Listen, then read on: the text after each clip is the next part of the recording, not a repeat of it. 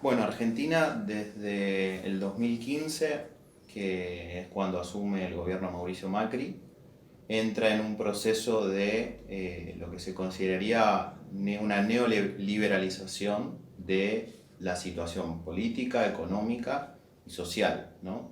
Eso tiene por un lado, en el plano económico, una vuelta a lo que es el Fondo Monetario Internacional, por ejemplo, que es una pérdida de lo que es la soberanía en cuanto a la economía, en cuanto a lo que es el Banco Central, en cuanto a lo que son políticas públicas, pero que también se concatena o se va en paralelo con todo un proceso de reducción del Estado, ¿no? Como ellos lo llaman, pero básicamente es una reducción del Estado en lo que tiene que ver con las políticas públicas para las grandes mayorías, porque por otro lado el Estado sigue estando presente en lo que beneficia al capital transnacional y al capital financiero, ¿no? En ese sentido tenemos que Macri ha, por ejemplo, recortado todo lo que son las políticas de salud, las políticas previsionales, las políticas de ayuda social a los sectores más populares, ha eliminado ministerios, por ejemplo, no existe más el Ministerio de Salud, no existe más el Ministerio de Trabajo, no existe más el Ministerio de Cultura. Por el otro lado, ha recortado todo lo que son las cargas impositivas a los sectores dominantes, es decir, la gran minería no paga impuestos, la gran pesca no paga impuestos, lo que es el capital financiero transnacional gobierna la política, la direccionalidad del gobierno, y al favorecer a los sectores dominantes en Argentina, pero sobre todo una fracción del capital transnacional, se ve reducido todo lo que es el desarrollo económico nacional. Entonces empieza a aparecer, por ejemplo, el desempleo de lo que es el sector público, que fue el principal sector afectado en los primeros años, ¿no? Con un discurso de eficiencia y de achicamiento del Estado, se han despedido miles, cientos de miles de trabajadores del Estado. Y en el último tiempo, esto también ha afectado, la situación económica ha afectado al sector privado, y ya se calcula que en el último año se lleva más de 180.000 despedidos en el sector privado, ¿no? Esto da una situación de un aumento del desempleo, sumado al recorte de todas las políticas sociales, va dando un panorama bastante sombrío de la Argentina que conocíamos en los últimos años, ¿no? Entonces empieza a aparecer que los sectores jóvenes, pero también sectores empleados durante mucho tiempo, nuevamente están desempleados, vuelve a aparecer la miseria, vuelve a aparecer el hambre, sumado a esto a una imposibilidad de controlar los precios de los productos básicos, ¿no? Entonces tenemos un proceso inflacionario de casi un 40% anual, lo que licúa todo tipo de salario.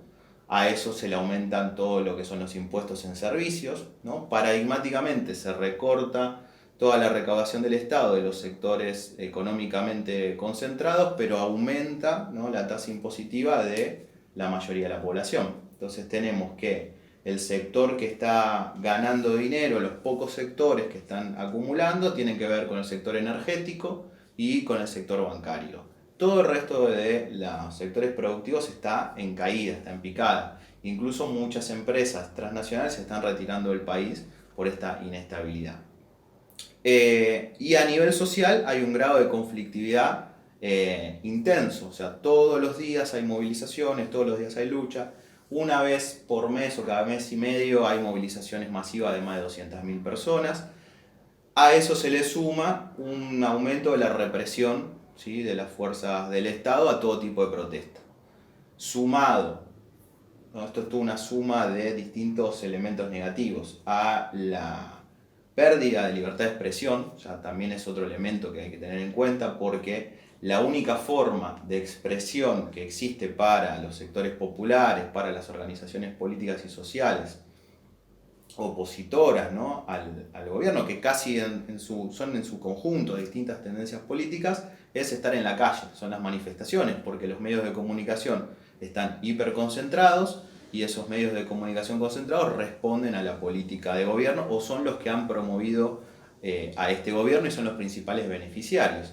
Entonces, al no tener forma de expresarte, de expresión desde el campo popular, la calle cobra un nuevo sentido, vuelve a tener sentido, en una Argentina de una tradición de movilización popular histórica, ¿no? Y donde también hay una fuerza sindical de las más importantes del continente, lo que hace que la pérdida de poder de los sectores trabajadores, la situación de desigualdad social cada vez más extrema, la represión en aumento y con un discurso que justifica la represión, un discurso criminalizatorio de las luchas populares, hace que todo proceso de convocatoria tenga un carácter masivo y sea visto como una forma de expresión de los sectores populares. Entonces, lo que llega a este paro de la semana pasada tiene que ver con esa pérdida del poder económico de los sectores trabajadores, tiene que ver con una necesidad de expresarse en términos de unidad, ¿sí? O sea, lo que ha logrado Macri en contrapartida a todos los datos negativos que nos muestra la realidad, es que los sectores políticos, sociales, sindicales tienden a mayores niveles de unidad, ¿no? Entonces este paro, si bien algunas cúpulas de los sindicatos siguen negociando y buscando algún tipo de acuerdo o estabilidad de su situación de poder relativo con el gobierno, la mayoría de las bases sindicales de los movimientos sociales están en la calle y han salido a la calle, ¿no? Entonces, es también un dato interesante para tener en cuenta que si bien la conducción del gremio de los sindicatos de transporte definió no hacer paro, sí muchos de sus sindicatos han desoído ese mandato y han hecho paro, ¿no? Entonces tenemos una caída de la legitimidad de este gobierno, digamos, abrupta, o sea, muy pocas personas, muy pocos sectores lo reivindican, incluso dentro de los sectores dominantes, el sector de la burguesía industrial, que también está perdiendo, digamos, puestos de trabajo, las pequeñas y medianas empresas, que en algunos casos podrían haberle dado sustento en términos más político-ideológicos, se han despegado del gobierno y eso permite, digamos, una unidad, si se quiere, policlasista, digamos, o bien amplia en contra de este gobierno, incluso sectores empresariales que están, sectores empresariales nacionales, del comercio, de la industria, que se han despegado, ¿no? Entonces, ¿cómo llegamos a este momento? Bueno, con grados de unidad en la calle, de distintos sectores, de distintas perspectivas políticas, una crisis social grave, una crisis económica que también, digamos, es de gravedad, aunque el gobierno trate de ocultarla o morigerarla, porque, digamos, ni siquiera los propios sectores dominantes están pudiendo controlar la situación económica y el capital transnacional no para de hacer corridas del dinero. O sea que lo que está pasando en Argentina es que aumenta la inflación, o sea, el precio del dólar cada vez es más dispar, pero también el dinero que hay en el Banco Central se fuga, se desangra diariamente y todos los préstamos que está haciendo, los empréstitos que pide el gobierno de Macri se licúan en horas porque es un dinero que ingresa para mantener el dólar, un dólar que no se mantiene a precio y al mismo tiempo se fuga, ¿no? Entonces, ¿quiénes fugan ese dinero? Bueno, una serie de empresas financieras, ahí podemos nombrar directamente JP Morgan, Deutsche Bank, determinadas financieras o asesoras que son de aquí a Argentina, pero que colaboran con estas empresas transnacionales. Y paradigmáticamente, muchos de los funcionarios de este gobierno son o han trabajado para estas empresas, ¿no? Entonces, toda la cartera de ministros del gobierno de Macri pertenece a esos sectores concentrados que se están beneficiando. O vienen del sector energético, o vienen de la banca transnacional, muchos vienen de vivir en Nueva York o en Estados Unidos durante 10 años y han vuelto para trabajar en este gobierno y siguen manteniendo su fidelidad hacia esos sectores, ¿no? O sea, no es casualidad que JP Morgan tenga al menos 3 o 4 ministros, ¿no? Que tenga el jefe de gabinete, que tenga a quien controla el Banco Central, que tenga al ministro de Economía, las petroleras tienen al ministro de Energía, ¿no? Digamos, la ministro de Agricultura proviene del sector de las transnacionales agrotóxicas, ¿no? Entonces, podemos decir que han puesto a los zorros a cuidar del gallinero y eso se ve en esta situación de inestabilidad política y social que hay que analizar por qué se da esto, por qué se juegan en contra en términos políticos, ¿no? Porque toda esta inestabilidad les juega en contra a Macri, permite más niveles de unidad en la calle, pero por el otro lado le está dando grandes sumas de ganancia a esos sectores. A ver, el gobierno de Macri llega con una alianza con la Unión Cívica Radical, que es uno de los dos grandes partidos tradicionales, y queda por fuera lo que sería todos los sectores del peronismo, ¿no? Digamos que ahí habría que empezar a diversificar. En la oposición tenemos una oposición macrista o construida por Macri que ha logrado contener un sector del peronismo no cristinista, es decir, lo que se denomina peronismo conservador es un sector del peronismo que no quiere la vuelta del populismo o la vuelta de Cristina y que le ha aprobado todas las leyes en el Congreso a Macri y le ha dado sustentabilidad al gobierno. Entonces podríamos decir que hay un sector del peronismo que no es oposición, sino que es un aliado encubierto de oposición, ¿no? O sea, es esa oposición que necesita Macri para decir que hay oposición, pero en realidad son los que le dan los votos en el Congreso.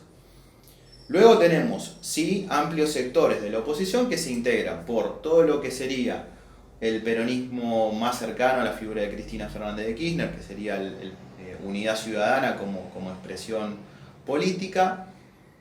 Tenemos a los movimientos sociales populares que no vienen de ser parte del kirchnerismo, pero que en este último tiempo se han ido acercando y han construido unidad, como el espacio del cual soy parte, que integra una diversidad de movimientos sociales que provienen de la izquierda, de sectores más autónomos, pero que en este último tiempo hemos ido confluyendo o acercándonos en un proyecto de unidad con la figura de Cristina Fernández de Kirchner.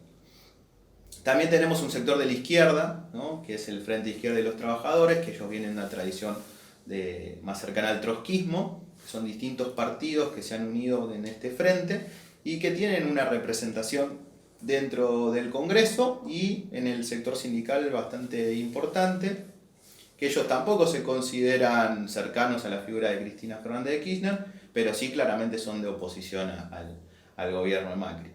Y luego tenemos un sector que había salido del peronismo, que muchos de ellos provenían del gobierno de Cristina, que es el sector del Frente Renovador, ¿no? Encabezado por Massa, que es un diputado actual, que él había sido jefe de gabinete de Cristina Fernández de Kirchner, que ya hace algunos años y en las últimas elecciones, no solamente las que ganó Macri, sino previamente, ya habían construido una fuerza distinta que planteaban una especie de continuidad de algunas cuestiones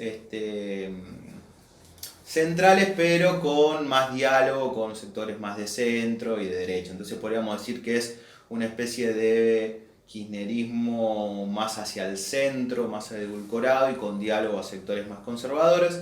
Entonces, digamos que el campo popular, si contemplamos a todo el peronismo ahí adentro, podríamos decir que tenemos un peronismo cristinista, ¿no? Más kirchnerista. Tenemos esta figura del peronismo conservador que hoy en día lo lidera el diputado Miguel Ángel Pichetto, que es el que le hace el juego y que sigue toda la política del macrismo, y este sector del Frente Renovador con Massa, ¿no? Entonces esos son tres sectores del peronismo. Podríamos considerar que el que está dentro del campo popular sería el kirchnerismo, y los otros dos están ahí, a veces juegan más con Macri, a veces juegan más con Cristina, aunque el masismo, ¿no? Este Frente Renovador últimamente también está acercándose y dialogando un poco con la figura de Cristina Fernández de Kirchner. Tenemos una situación donde la conformación de un espacio político está atravesado por todo un proceso de fragmentación que es previo, que aquí los sectores conservadores, los sectores de los grandes medios de comunicación han denominado como la grieta, ¿no? Ese es el término que le han puesto, que es la forma conservadora de denominar a la lucha de clases. O sea, ellos plantean que el problema de Argentina es la división de los argentinos por demasiada confrontación. Y esa confrontación, ¿quiénes la crearon? los sectores más progresistas, los sectores del kirchnerismo, con sus políticas de aumento del bienestar de la población. Entonces dicen, el problema es que ellos incentivaron el odio, que no es otra cosa más que aumentar el nivel de vida y confrontar con determinados intereses establecidos, ¿no? Entonces, cuando se intenta favorecer a las mayorías, obviamente se van a tocar intereses concentrados, y eso para los sectores dominantes y para el poder mediático es la grieta, es confrontar a los argentinos. Ahora, esa grieta es transversal a toda la sociedad, porque como es una perspectiva ideológica, no es que solamente están los sectores ricos y los sectores dominantes de un lado y el pueblo, los sectores populares del otro, sino que atraviesa todos los sectores. Entonces hay clase trabajadora, sectores populares que no se consideran del lado de la izquierda o del lado del kirchnerismo, o han comprado este discurso de, digo, que no es que no se asienta en la realidad, sí, pero sí está exagerado y está puesto en el foco cuando en realidad la discusión es otra, ¿no? Que tiene que ver con la idea de la corrupción, la idea del populismo, la idea de la radicalidad de determinadas posturas del progresismo. Entonces, por eso también se explica la victoria de Macri en el 2015. Hay sectores populares, sectores trabajadores que se paran del lado del antiperonismo, ¿no? Digamos, del anticristinismo en este momento, que es una reedición de una división histórica en Argentina que tiene que ver con la construcción y el ascenso del peronismo ya en los años 40-50. O sea, Argentina no puede analizarse si no se entiende la división entre peronismo y antiperonismo, ¿no? Entre peronistas y gorilas, ¿sí? Que tiene que ver con una perspectiva también que atraviesa Latinoamérica, que podríamos analizarla como de civilización o barbarie, ¿sí? Que en todos los países tiene su traducción, que a veces integra a sectores de izquierda dentro de ese paradigma civilizatorio, entonces se opone a los sectores populares, a los procesos populares. A veces dentro de los sectores populares también incluyen a sectores conservadores, pero podríamos entender que esta perspectiva que ya viene desde fines del siglo XIX, desde mediados del siglo XIX, de dividir civilización o barbarie entre figuras ilustradas, pensando más en términos eurocéntricos, ¿no? Desde una élite cultural que ve al pueblo como la chusma, ve al pueblo como aquello retrógrado. En Argentina se actualiza cada generación.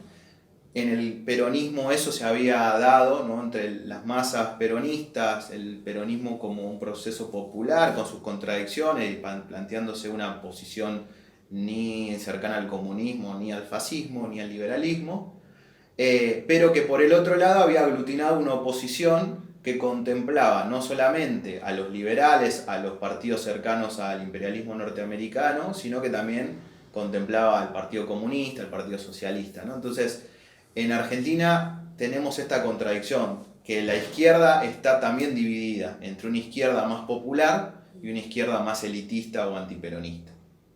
Esto no quiere decir que dentro del peronismo tampoco haya contradicciones y haya tensiones, ¿no? O sea, pues tenemos sectores del peronismo conservador, sectores retrógrados, y también tenemos sectores progresistas en el peronismo. Volviendo a la actualidad, esa grieta existe electoralmente, o sea, hay sectores que van a votar en función de su perspectiva de qué lado de la grieta se encuentran.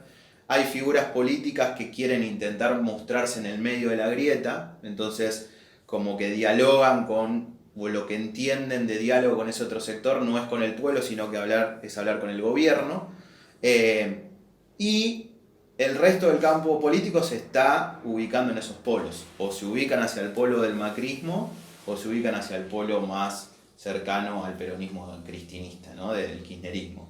Y este sector del peronismo conservador que trata de mantener su raíz y su caudal peronista, pero dialogar con la superestructura antiperonista. Por abajo, en los movimientos sociales, intentamos tener diálogos desde las organizaciones sindicales, desde las organizaciones sociales, por la base, para que ese pueblo trabajador también, digamos, colabore con un proyecto popular, un proyecto progresista. Pero eso no tiene nada que ver con dialogar con sectores dominantes que son antipueblo, ¿no? Porque el sector dominante, la élite económica, es directamente antipueblo. y eso lo traduce como un antiperonismo, pero en el fondo hay un racismo, existe un clasismo, no existe una forma de construcción política adversa. Entonces, ¿cómo estamos ahora en términos de oposición tratando de construir esa unidad? En esa unidad van a tener que entrar distintos sectores, muchos sectores progresistas y otros no tanto, y gente que es oportunista. Pero en este momento se necesita, como primera necesidad, correr este proyecto neoliberal y luego también disputar la orientación de un nuevo proyecto político. Pero sin dudas no podemos continuar 4 años más de este tipo de gobierno, y eso también muchos compañeros dicen de forma más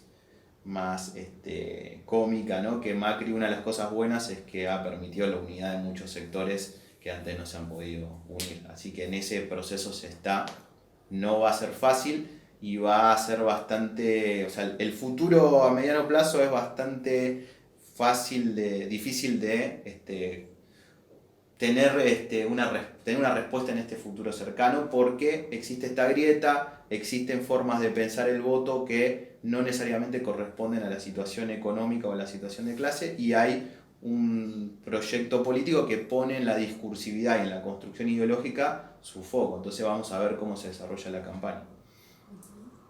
Bueno, habría que enmarcar la situación de Argentina en el marco regional y en la disputa geopolítica internacional. Claramente el gobierno de Macri tiene el apoyo del gobierno de Estados Unidos. Macri apuesta a esa alianza y parte del acuerdo con el FMI tiene que ver con ese acuerdo político con Trump, ¿no? Porque de hecho el FMI no estaba, todo su directorio no estaba de acuerdo a hacer el préstamo a Argentina por las condiciones en las que estaba, por las dificultades que iba a tener para su pago, y fue el gobierno de Estados Unidos quien intervino para que haya ese acuerdo y ese préstamo para sostener políticamente al gobierno de Macri en una Latinoamérica que está en disputa, ¿no? O sea, ahí tenemos que en los últimos años, por lo menos desde el inicio del siglo XXI para acá, teníamos, por lo menos considerábamos, 3 proyectos en disputa.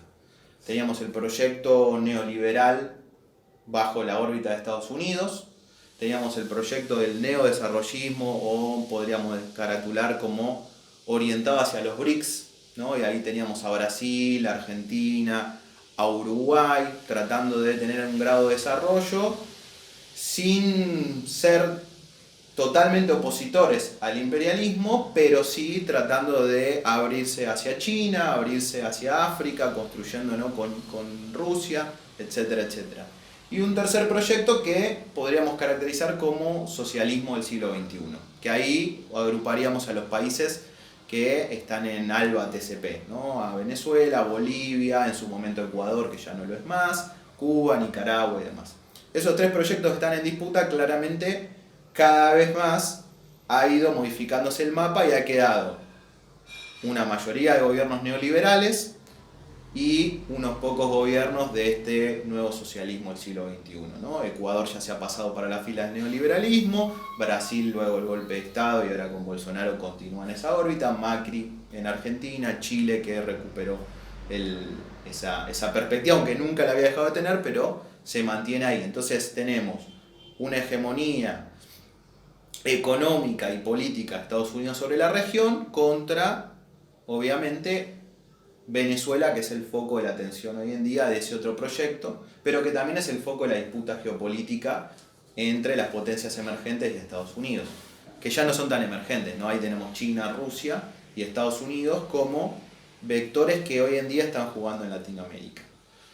¿Qué pasa con esto? Macri se ubica dentro de ese actor, de ese vector pro-norteamericano, pro-capital transnacional y bancario norteamericano, y eso hace que desde todos los medios de comunicación del mundo occidental y sobre todo que están en la órbita de Estados Unidos, no puedan mostrar los déficits de ese proyecto neoliberal.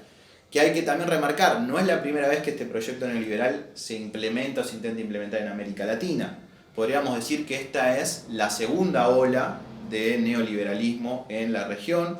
Lo hemos tenido en los años 90, ¿no? Que eso generó toda una serie de luchas y procesos populares que llevaron a gobiernos progresistas, populares, nacional populares o revolucionarios a principios del siglo XXI, cuyo mayor exponente es la figura de Hugo Chávez, pero también lo podemos ver en Lula, también lo podemos ver aquí en los gobiernos del kirchnerismo. Y ahora vuelve un neoliberalismo que no tiene consenso social. O sea, en los años 90 el neoliberalismo llegaba de la mano de la globalización, de la modernización, de la eficiencia. Era un proyecto muy no conocido, entonces la gente votaba como algo nuevo, ¿no? Y tenía legitimidad. Luego la fue perdiendo, ¿no? con el proceso, la experiencia histórica. Pero en este caso tenemos proyectos neoliberales con muy poca base social, que tienen que ser mantenidos a base de una censura comunicacional. Es más, son procesos que están basados en la comunicación de masas, están basados en las nuevas tecnologías de análisis de datos y de redes sociales, y están basados en la cooptación total del poder judicial y el poder, como decía, mediático. Entonces, no se muestra los déficits que tiene, más que déficit, la catástrofe social y económica de Argentina, porque políticamente Estados Unidos necesita que Argentina se mantenga, ¿no? Y eso lo podemos ver en las declaraciones que hacen en todo el continente. El principal enemigo, dicen ellos, es el populismo. No podemos permitir que vuelva el populismo. Entonces, como son sus aliados, son aliados del capital transnacional, son aliados del gobierno norteamericano, del imperialismo norteamericano, los medios hegemónicos a nivel internacional no hacen foco en eso, y sí van a hacer foco en el otro proyecto en disputa, que es el de Venezuela, ¿no? Donde se condensa lo que decía antes, esta disputa geopolítica, pero también se condensa un modelo de democracia, un modelo de democracia participativa y protagónica, un modelo de Estado, ¿no? Que ahí puede haber más discusión de si se considera como socialista o no. Lo cierto es que los recursos estratégicos están en manos del Estado y son utilizados en favor del pueblo. Y también hay un modelo de horizonte político-social que es de vuelta el planteo del socialismo. Entonces, lo que tenemos ahí es que Venezuela es atacada porque se quiere destruir esa utopía, ese proyecto político que en América Latina resurge y que es necesario, de un proceso más igualitario, un proceso de distribución de la riqueza, un proceso de empoderamiento popular, un proceso que hable de comunas, ¿no? Como es el de Venezuela y que muy poco se habla.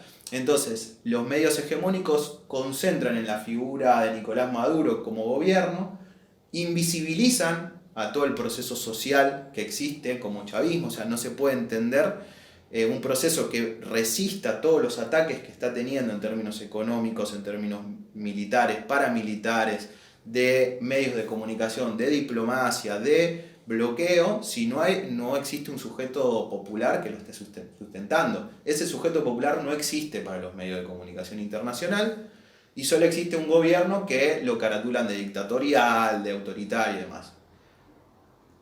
Paradigmáticamente, los gobiernos neoliberales como el de Macri tienen presos políticos, tienen criminalización de la protesta social, tienen persecución a periodistas críticos, en el caso de Víctor Hugo Morales, por ejemplo, que es una figura de renombre internacional, que lo han directamente despedido de los medios de comunicación porque el gobierno no quiere que aparezca.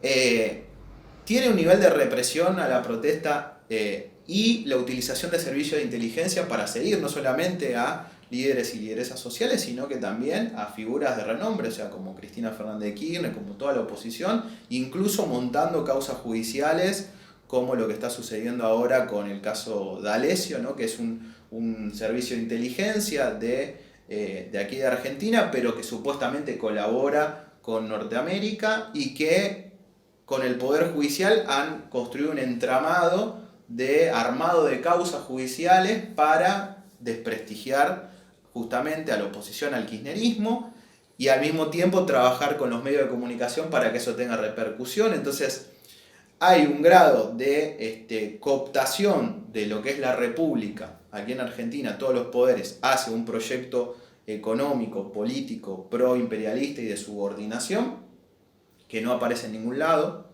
que no aparecen los grados de racismo que tiene este gobierno, que no se muestra la crisis social que existe, la crisis de salud, Y obviamente eso también requiere que se haga un foco con un enemigo, con un ogro, como es en la construcción de Venezuela, como la otredad, que es a lo que no se quiere llevar. Entonces es el cuco, el monstruo que ponen para que aceptemos o el pueblo acepte este tipo de gobiernos, porque si no, la cara contraria puede llegar a ser Venezuela. Entonces, Venezuela aparece también en todas las campañas electorales en toda Latinoamérica.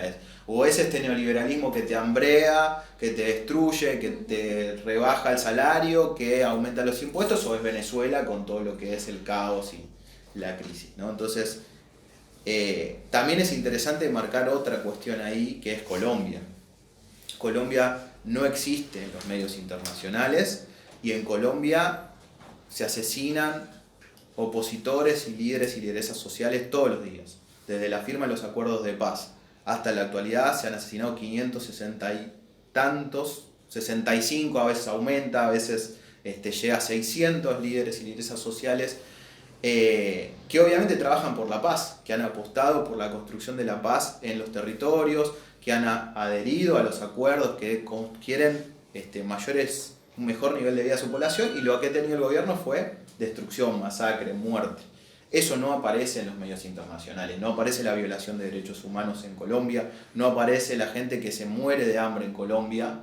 Nadie dice que en Venezuela viven 5 millones de colombianos que han emigrado por la situación, que Colombia tiene 7 millones de desplazados por la situación de la guerra y sobre todo por la represión.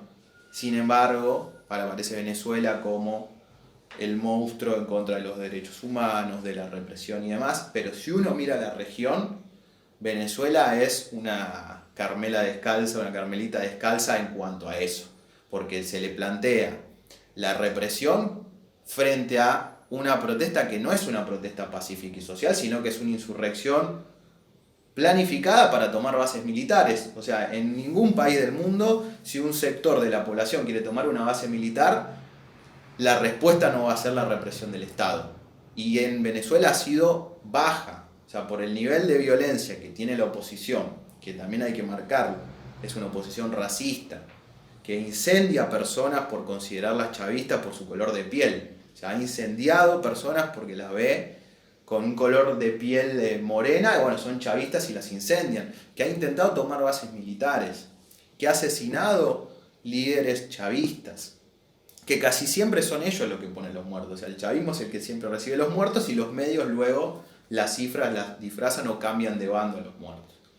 Que tiene ese nivel de ataque, que tiene sectores paramilitares financiados desde Colombia, que está el imperialismo norteamericano diciendo que quiere caer el gobierno, que uno ve en Venezuela la diversidad de medios de comunicación que existen y que todos los medios de comunicación en Venezuela uno puede cambiar de canal, todos están hablando mal del gobierno. Entonces, cuando se plantea que no hay libertad de expresión en Venezuela y uno ve la situación en Argentina, donde todos los canales hablan bien del gobierno o ocultan todo lo que hace, que la ministra de Seguridad justifica el asesinato de niños por si acaso, ¿no? Bueno, algo habrá hecho, dice. Entonces, está bien que los policías asesinen a niños de 11 años por hacer un hurto en la calle.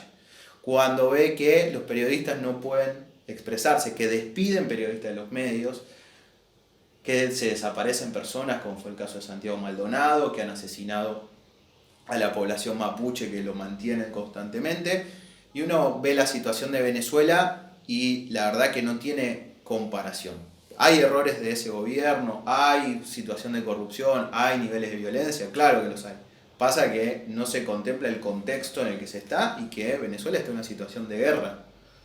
Y aún en una situación de guerra, el respeto por la vida y los derechos humanos es de los más altos de América Latina.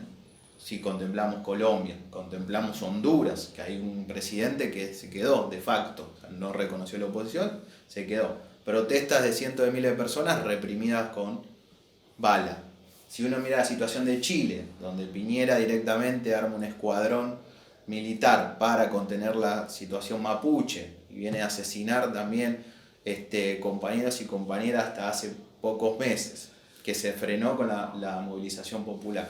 Si uno mira al Brasil de Bolsonaro, abiertamente xenófobo, racista, ¿no? Que tiene un discurso hacia la mujer que parece del siglo XII, con un nivel de asesinatos de la policía en los territorios de los más altos de las últimas 2 décadas. Claramente hay una orientación política e ideológica de mostrar a Venezuela más allá de lo que sucede en la realidad. O sea, ustedes saben que el discurso ideológico no se construye de la nada, tiene que haber elementos en la realidad, pero en un continente que está incendiado, hacer foco en una persona que tiene un encendedor es bastante, por lo menos, paradigmático, ¿no? Por lo menos debe generar sospechas. ¿Por qué todo el tiempo Venezuela y no se dice nada del resto del continente, donde hay situaciones hasta incluso de una gravedad superior a las de Venezuela? La respuesta, en mi opinión, a eso tiene que ver con el alineamiento geopolítico con Estados Unidos, con la dependencia de los medios de comunicación del continente y del mundo occidental, que básicamente tiene su base en Estados Unidos, ¿no? Y ahí sí, para tener en cuenta, la corporación de Disney, por ejemplo, es uno de los emporios mediáticos empresariales más grandes del universo, que ha comprado casi todo.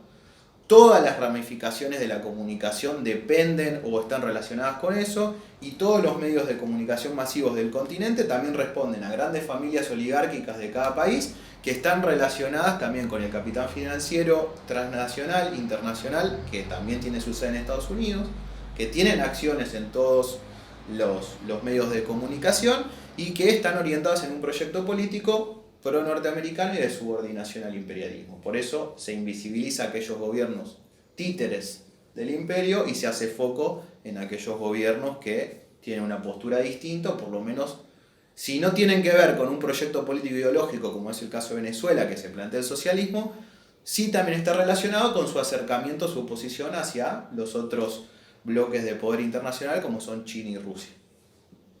Bueno, ahí un primer elemento tiene que ver con la unidad, ¿no? O sea, salir del sectarismo y de la soberbia que muchas veces tienen los partidos políticos o las fuerzas progresistas, y tender a mayores niveles de alianza con sectores populares, con movimientos sociales y que busquen un objetivo común. No es un momento para construir, como decimos acá, cada uno su propio kiosco, cada uno su propia finca, sino la necesidad de construir grandes espacios, grandes frentes que tengan un objetivo común de derrotar al neoliberalismo. Eso no implica ceder identidades, ceder diversidad política e ideológica, sino unirse por un objetivo común. El otro punto tiene que ver con la autocrítica. Muchas de las fuerzas progresistas han gobernado o han sido parte o son parte de algún gobierno, ya sea nacional, regional, distrital, etcétera, etcétera, y hay muchos errores que hay que rever, ¿sí? Muchas formas de construcción que justamente llevan a esa fragmentación y nos lleva muchas veces a la derrota. Eso tiene que ver con niveles de burocratización, pero también cuestiones de corrupción, que los hay en todos los gobiernos y eso no se puede negar. O sea, lo que no hay que hacer es no tener acciones contra la corrupción, pero no se puede negar la corrupción, ¿se entiende? O sea, ahí hay un elemento que hay que aprender, porque el pueblo, digamos, se está manifestando en contra de esa forma de gestión, ¿no? Entonces, la corrupción está y es algo innato, por lo menos en el sistema capitalista y la forma de concentración. Entonces, mientras gestionemos ese tipo de Estado, va a estar. Lo que sí hay que hacer es tomar medidas para que eso se disminuya lo más posible. Y otro elemento que me parece importante para todas las fuerzas progresistas es pensar un proyecto continental. O sea, no podemos pensar solo nuestras sociedades, solo nuestros países, sino pensamos en la integración de nuestra América, de Latinoamérica. Porque al pensarnos cada uno hacia adentro de nuestros países, el enemigo es mucho más grande. Y además que nuestra necesidad, nuestra historia, si se quiere, nuestras lenguas, que no me refiero solamente al español o al castellano, sino las lenguas también originarias que atraviesan las fronteras, que eso también tiene sus rutas de comercio, de intercambio, de cultura común, etcétera, etcétera, también demuestra que tenemos una necesidad de la unidad. Pero además porque tenemos un enemigo común, que tiene que ver con el imperialismo norteamericano.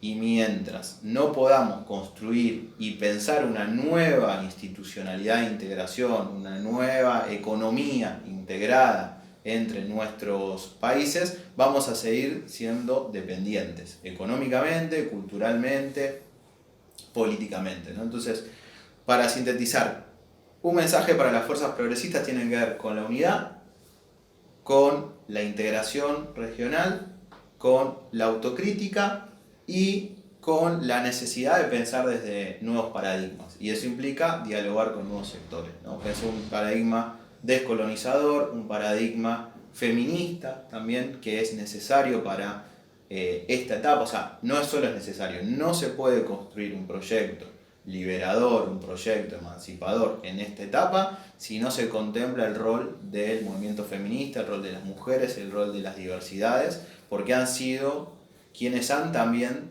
puesto en jaque y han tensionado a los sectores dominantes en esta etapa, quienes más han movilizado, quienes han puesto sobre la mesa nuevas demandas, nuevas formas de construcción. Entonces tenemos que integrar, tenemos que ser parte, y mejor dicho, tenemos que también ceder en muchos casos las fuerzas progresistas, que son mayoritariamente conducidas o dirigidas por varones, sectores medios, blancos, etcétera, etcétera, hacia esa diversidad cultural, hacia esos nuevos actores populares. Entonces, en síntesis, unidad, lucha, batalla y victoria.